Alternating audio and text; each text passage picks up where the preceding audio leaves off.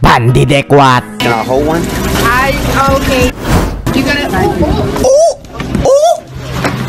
Lost a bit. I got a fat ass, you know what I'm saying? Whole lot of gang. Pagwawala sa kalsada. What's that on you, bro? What's that on you, bro? At kung ano-ano pang kalokohan. By your graciousness.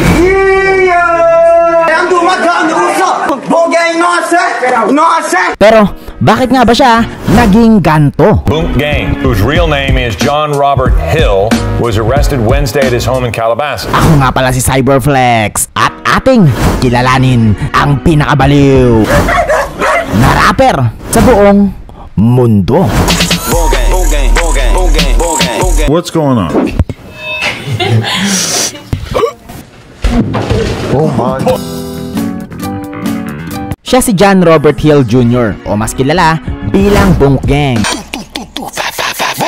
na ipinanganak sa Jacksonville, Florida, buwan ng Agosto at 3, taong 1996. But then, maagang naghiwalay ang kanyang magulang dahilan upang magpakasal muli ang kanyang ina sa isang mayaman na lalaki na naging mabuting stepfather naman sa kanya. Fast forward, si John, also known as Bunk, ay naging pambato ng baseball team sa kanyang pinasukan na pribadong paaralan noong siya'y 8 years old pa lamang at kinuha rin bilang pangunahing player sa isang American football team noong siya'y 10 years old dahil sa kanyang angking bilis na later on magagamit niya pala sa ibang bagay. 3 months?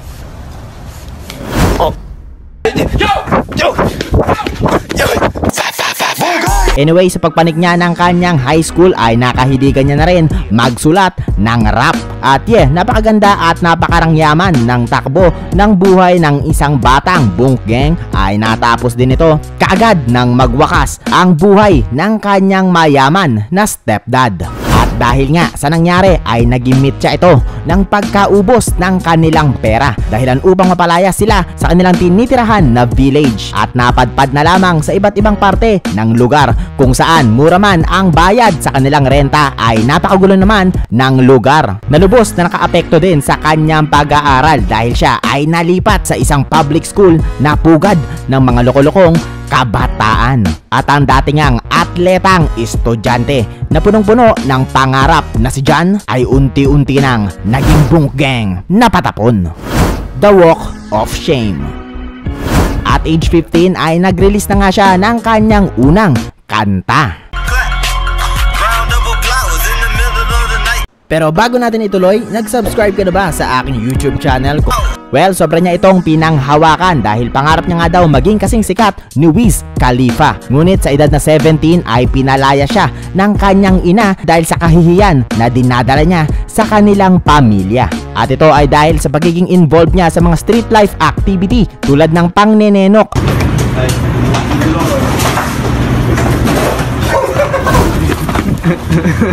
at paggamit ng bato. Bato, hindi bato. Sabi niya, bato. At dahil nga hindi naman ganun ka-unique ang kanyang rap style ay hindi talaga sumisikat ang kanyang mga nilalabas na kanta to the point na pati ang girlfriend niya ay kinahihiya siya at sinasabihan pang walang mararating, lalo na't natanggal pa siya sa kanyang pinagtatrabahuhan na fast food chain. Pero dahil ramdam niya na rin hindi talaga sasapat ang kanyang talento sa pagrarap para sumikat ay ginamitan niya ito ng ibang aspeto. The Shameless Fame. Dahil nga sa patuloy niya sa pagrarap ay umabot na nga ng 10k followers ang kanyang Instagram. Ngunit dahil siya'y tila nababagalan pa rin sa progreso nito ay dito niya na naisipang gumawa ng kahihiyan para sumikat. Nagsimula ito sa kanyang IG live kung saan inutusan niya ang kanyang mga followers na utusan siya na gawin ang kahit anong bagay kapalit ang kasikatan. At ang unang dare sa kanya ay tumalon daw siya sa counter ng isang restaurant. At dahil nga matinding clout chaser siya ay ginawa niya pa ito sa restaurant kung saan pa siya mismo tinanggal.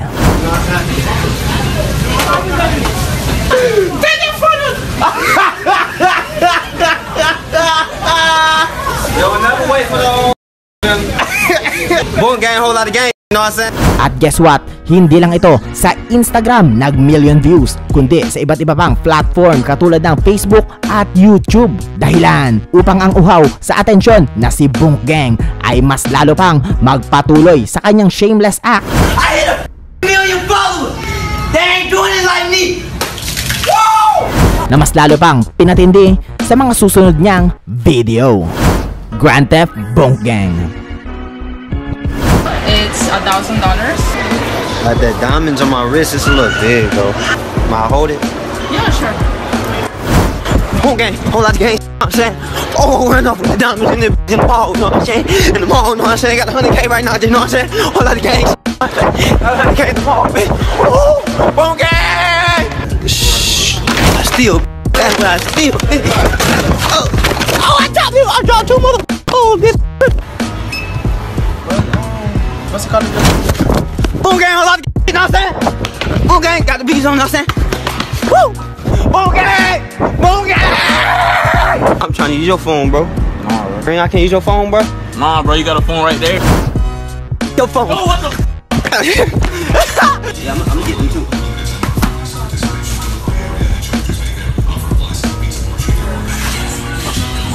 I'm gonna take these up to the counter.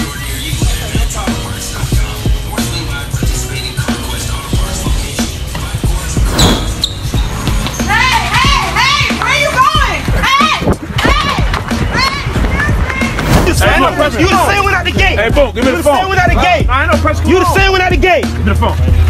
Get the phone. Press, come on.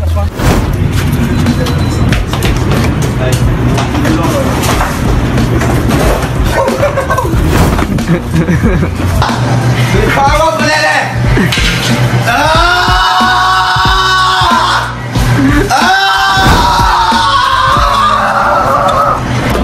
You know, hey, man. Hey, boom gang, you know what I'm saying? Hey. $31.99 for a pound and a quarter. Can I And hold one?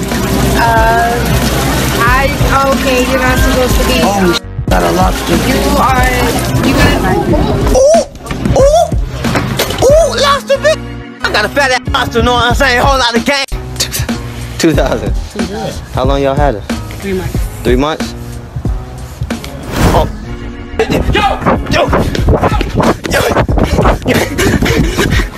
Go, bro, I got the dog, bro. Go. I got the dog, bro. I got the dog, bro. I got the dog, bro. I got the dog, bro. Woo! Wow, alright, take a look at it. In the mirror right here. Light right in the mirror. Nah, I need some sunlight, bro. I need some sunlight, bro. Got his ass. Got his ass. Chase me. He ain't gonna chase me. I'm gone. Free tattoo. I'm gone, bitch. Can you that's good? Nice and fresh.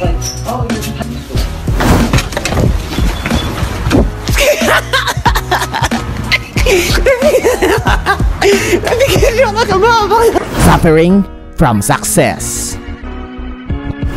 At dahil nga nakuha na ni Bunk Gang ang atensyon na matagal niya nang inaasam, ay sinabayan niya pa ito ng pag-produce ng mga rap song na nagsilbing pangbansang awit ng kanyang kalokohan. And as expected, ay nag-viral din ito kagaya ng kanyang mga publicity stunt.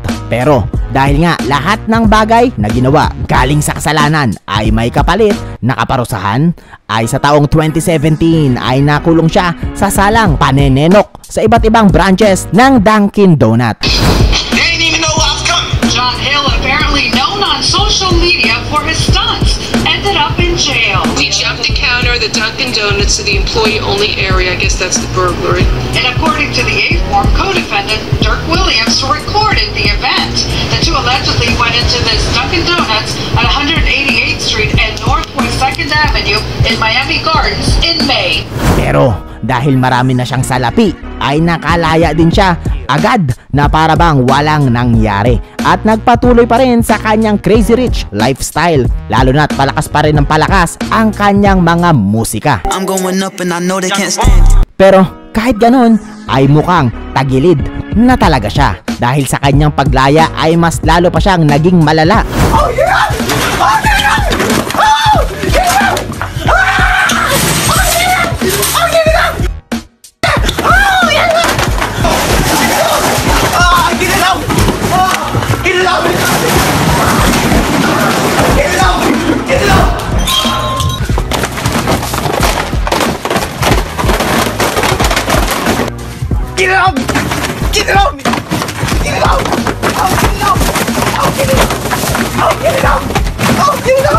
We out here in New York! We out here in New York! You gotta hear this bitch, bro. What? Hey, bro, what you wanna do, man? We do anything, you know what I'm saying? What you wanna do, bro? It's a whole lot of gas! Do, bro? It's a whole lot of What's that on? What's that on you, bro? What's that on you, bro? What's that on you, bro? What's that on you, bro? Oh, what's that on you, bro? That point game, that point game. That point game. Point game. And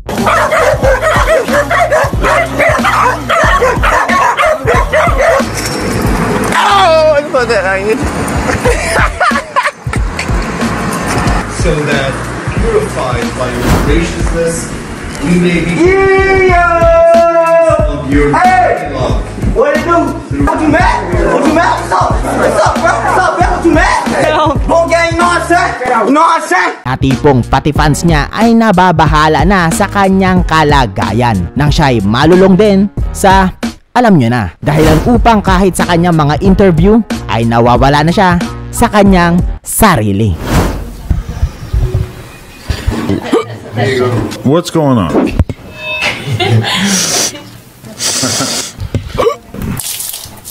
I'm like this every day. I'm gonna be like this until I pass out. Oh man. Shout out to the homie Bunk. Oh my God. Help me with this.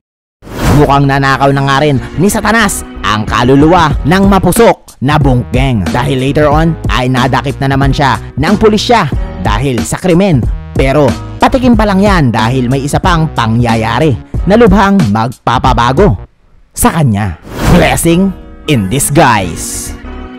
2019 ay nakipagkolabo nga si Bungkeng sa isang di kilala ngunit mayaman na rapper kung saan binayaran siya ng $60,000 na higit kumulang 3 milyon sa peso para sumama lang siya sa kanta nito. Ngunit after a month ay tila naglaho si Bungkeng at hindi rin sumipot sa recording studio dahilan upang pisikalin siya nito nang sila'y muling magpang-abot. Well, hindi lang normal na pananapok yun dahil nagresulta ito ng pagkabali ng kanyang panga dahilan upang hindi siya makanguya ng ilang buwan na nagdulot naman ng maganda na parabang blessing in disguise dahil nga hindi niya magamit ng husto ang kanyang bibig ay nalimitahan din ito ang kanyang paggamit ng alam nyo na uli. I can't lick my lips for 6 weeks. Dahilan upang maging sober siya na tuluyang nakapagpabago sa kanya. Take note, hindi lang basta-basta ang kanyang pagbabago dahil fully recovered na siya ngayon sa tulong din ng pag-surrender niya ng kanyang mga kasalanan sa may kapal na up to this date ay talagang dire-diretso na ang kanyang pagiging makadiyos na kamakailan nga nabautismuhan pa sa kanilang local church. Hold your nose. John, we baptize you right now in the name of the Father, the Son, and the Holy Ghost. Thank you, yes, Father. Sir. Thank you, Father. Thank you, Father. Thank you, Father. Yes, sir. Well, nagtuloy-tuloy pa rin naman ang kanyang mga videos at bumaba man ang views ay sigurado namang tumaas ang kanyang ligtas points dahil ginagamit niya na ito upang ipalaganap ang salita ng Diyos. My name is John Cabana, and I'm a servant of the Lord. Return back to Him. I was once lost, but now I'm found. I will not let Satan destroy what God gave us. Jesus is King. So I know that I'm covered by grace. Ako nga pala si Cyberflex. Nagustuhan mo ba ang video na ito? Kung oo, ay i-like mo na. At huwag kalimutang mag-subscribe sa aking YouTube channel. Ops! Sandali lang! Nga pala, pwede kayong magpapromote ng kanta sa akin. If meron kayong original composed song, message nyo lang ang Facebook page ng Cyberflex at mapeflex na natin ang kanta mo sa halagang 200 pesos via GCash.